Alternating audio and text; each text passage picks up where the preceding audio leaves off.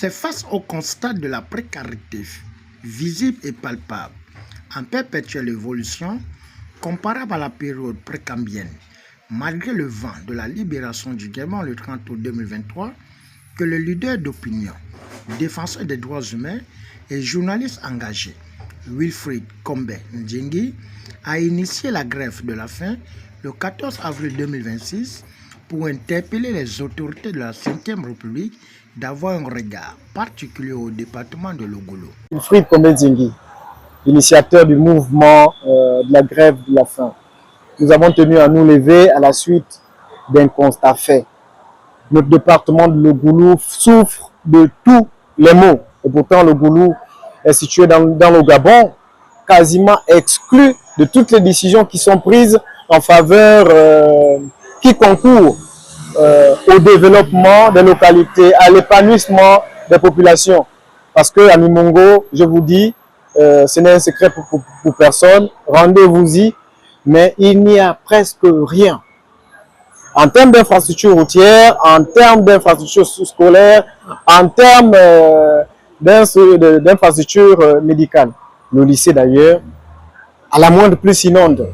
Les enfants sont obligés d'attendre à la maison durant 2 à 3 jours et en espérant repartir après que les eaux soient baissées. Il n'y a pas un hôpital de nom.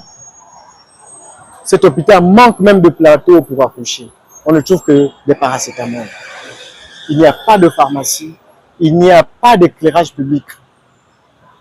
Et en termes, le district de Téké, la route qui mène au district de Téké est vrai, c'est un chemin de croix. Et pourtant, nous avons toutes les richesses dans le département de l'Ogoulou. Et nous nous sentons abandonnés, raison pour laquelle nous avons décidé de nous lever pour faire entendre la voix de ces populations meurtries. Il faut déjà dire que nous sommes des leaders associatifs. Nous avons entamé les démarches visant à concourir au développement de notre localité, désenclaver les routes. Nous avons entamé des démarches dans le cadre associatif. Mais sauf que ces démarches n'ont pas abouti, nous n'avons eu droit qu'au silence. C'est à la suite de ce silence que nous avons décidé de nous lever pour essayer d'attirer l'attention de son Excellence, Monsieur le Président de la République, Brice Clotaire Oligui Nguema. Face aux cris de détresse sur l'amélioration du social, basée sur le routier, la scolarité, le sanitaire et l'infrastructure, l'honorable Pacom Ediata, fils de la localité, n'a pas hésité à donner son avis en reconnaissant les doléances faites par les filles et fils qui réclament un grain de sourire et espoir. Ce sont les mêmes mots que nous avons d'ailleurs portés lors des dernières élections. Mimongo, effectivement, a été un coin oublié. Et pas plus tard qu'avant hier, j'ai été passé par le MCTP pour parler du problème de la route de Mimongo et de la voirie. Avant hier. Et hier, le TP Moula était à Mimongo pour justement faire un point sur les travaux à faire pour la voirie.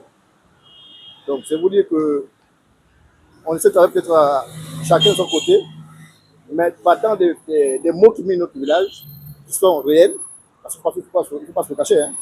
Je suis député, pas pour un parti politique, c'est pour les personnes qui ont voté.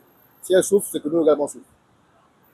Vous portez effectivement, on va dire, la douleur que vivent nos populations, mais nous, en tant qu'élus, on a le devoir d'être à vos côtés pour savoir le bien fondé de votre action. Et l'action, je pense qu'elle va dans le sens de ce que nous on demande également, le développement du Mongo.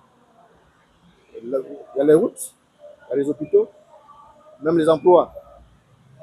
Les Mongo, effectivement, étaient encore plus ou moins oubliés, mais il faut le dire, les Mongo également n'est pas le dernier pour passer des comptes plus reculés que les Mongo. Mais c'est ensemble qu'on peut mettre en place des stratégies, des schémas pour pourquoi pas nous faire attendre auprès de la propre autorité.